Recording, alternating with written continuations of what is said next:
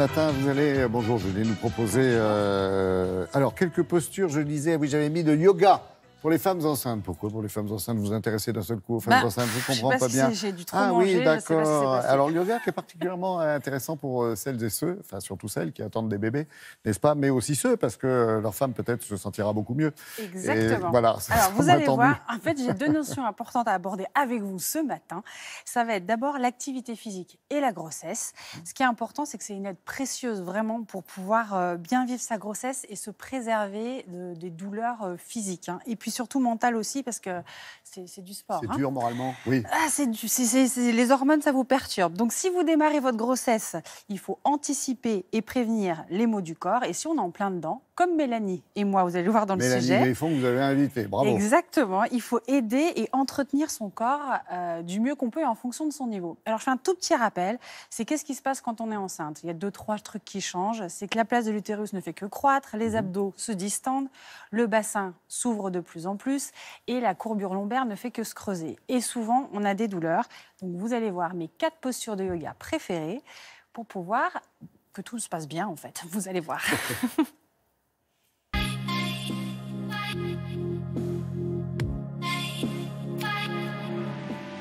Aujourd'hui, je vous ai préparé une petite séquence de yoga femme enceinte pour faire de la place à bébé et j'ai demandé à Mélanie de m'accompagner. Ça va Mélanie? Tout va bien, sauf que j'ai des petites douleurs lombaires et je souffre aussi du nerf sciatique à gauche. Ah oui, alors je crois que ma séance est faite pour toi.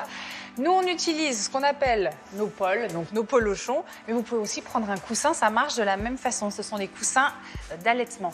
On va venir s'installer en fonction de votre stade de grossesse, très important. Dans le cas de Mélanie, on est au dernier trimestre de la grossesse, donc le ventre a pris beaucoup plus d'importance et ça peut tirer beaucoup plus sur le dos. Dans le cas du premier et du deuxième trimestre, on est un peu moins gêné. Après, ça dépend toujours des constitutions. Donc on s'assoit, soit comme Mélanie, les jambes écartées pour être le plus confortable possible, soit on est aussi à l'aise en tailleur ou en demi-lotus et ça marche aussi. On va faire des cercles en inspirant, puis en expirant dos rond. On inspire, on se grandit, on expire, on arrondit. Et là, on détend nerf sciatique, bas du dos et le bassin. Puis tu fais la même chose, Mélanie, de l'autre côté.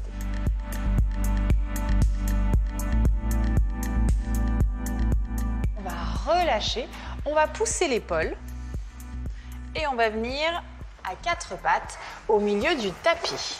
Donc là, on écarte bien les doigts et tu écartes bien les jambes pour laisser vraiment de la place pour le bébé. Et sur le bassin, tu relâches les pieds, les épaules basses. Habituellement, vous faites le chat en creusant le dos et en arrondissant. Mais c'est beaucoup plus confortable quand on est enceinte de creuser le dos et reculer le bassin, puis d'arrondir le dos et de se pencher sur l'avant. Voilà, comme si on berçait bébé. On inspire le dos creux sans complètement s'asseoir. Et on arrondit. Puis on va revenir le dos droit. Et là, on va retourner les orteils. On va lever les fesses en chien tête en bas. Mais tu gardes tes genoux fléchis. Et là, tu vas amener ton genou gauche. Hop, très bien. Et on va venir en posture du cygne. Alors, dans le cas où ça te tire sur le nerf sciatique, tu vois, on va glisser l'épaule sous la fesse. Voilà, tu sens ? Ça te fait un petit support supplémentaire. Oui, c'est agréable. On garde le bassin dans l'axe et on reste un instant. Soit vous maintenez la position, voilà. Soit on peut alors se pencher et arrondir le dos, se redresser. C'est comme vous voulez. Dans le cadre de Mélanie, on reste. Dans le cadre où le ventre vous gêne moins, on peut faire des petites vagues avec le dos.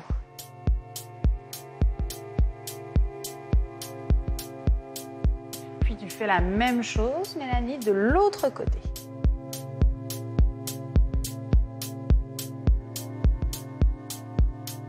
On expire et là c'est tout un travail sur votre nerf sciatique.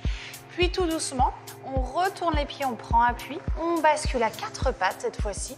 On va ouvrir les genoux, coller les orteils ensemble et venir en posture de l'enfant en glissant les avant-bras au sol et en posant le front sur les mains.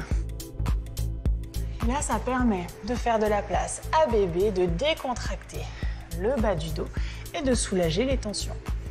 Et tranquillement, on ramène les mains à côté des genoux et on se déroule tout doucement. Ça va Mélanie ? Très bien, Julie. Étrangement, je n'ai pas du tout souffert de mon nerf sciatique. Alors que tu as mal quand tu marches. Exactement. Donc je compte aussi sur vous.